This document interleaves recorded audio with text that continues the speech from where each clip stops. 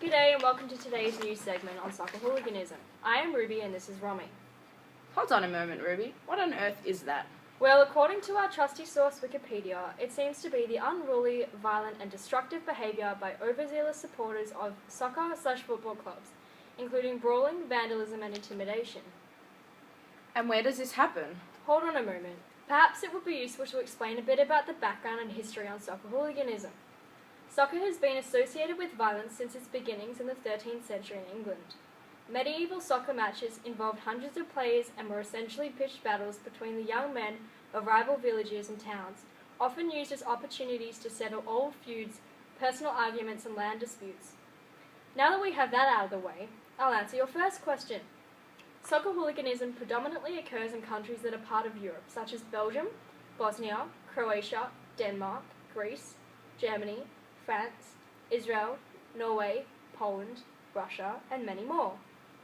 But there are also reports of soccer hooliganism in countries within Africa, Asia, and America. Conflicted soccer games can take place before, during, or after matches. A lot of the time, hooligans prefer to take their disputes away from the actual soccer stadium, as there are often police patrolling the area, which increases the likelihood that they will intervene and arrest individuals who are causing trouble.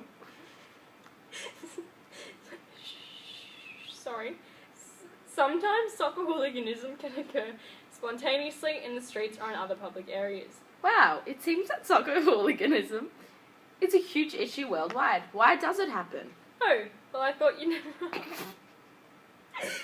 Sorry, everyone.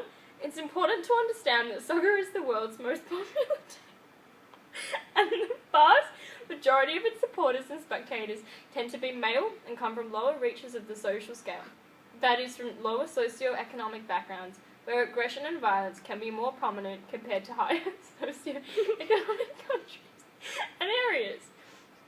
Soccer hooliganism can occur due to class and regional inequalities and differences, religious sectarianism, relations between the generations, a general love and strong passion for the sport, and racism. Soccer hooliganism is often displayed by juvenile delinquents, and violence that occurs is often in association with interaction, identity, legitimacy, and power. Some reports suggest that hooligans consider themselves true fans, and they support their team for better and for worse, and most of the time, acts of soccer are caused by an underlying desire to gain prestige and respect. How intriguing! Wow! It would be interesting to hear about what kind of form soccer hooliganism takes. If I was to witness violence at a soccer match, what could I expect to see? In some cases, property has been damaged, rubbish bins have been set on fire, police cars have been overturned. But in extreme cases, hooligans, police, and bystanders have been killed. Now, I've got some questions for you.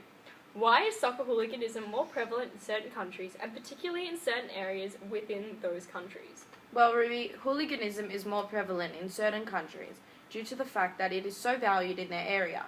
Some particular cities or countries have a culture that is based on football. For example, Brazil, Spain, and England are all countries who base their social life around football.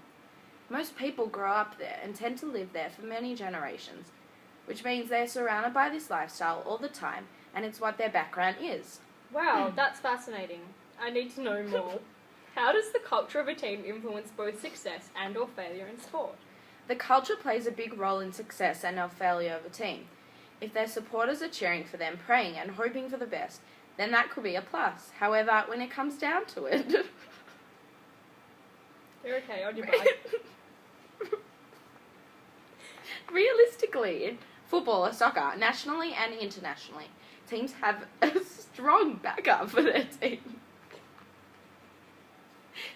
And they tend to fight. And tend to fight with each other, such as in Brazil or even Israel. Drinks get thrown and language can become abusive. Locally, however, is different. I know from personal experience that I tend to have very little confrontation as a player of football myself. As a Jew in Maccabi, we tend to have the odd few anti-Semite comments due to supporters getting in the way and causing trouble off-field. However, these issues are very minimal issues, which we as a club are very thankful for. Romy, I think we can both agree that we have learned a lot from this investigation and look forward to learning more the next time we are sent on an investigative journey. I concur. Thank you, and good night!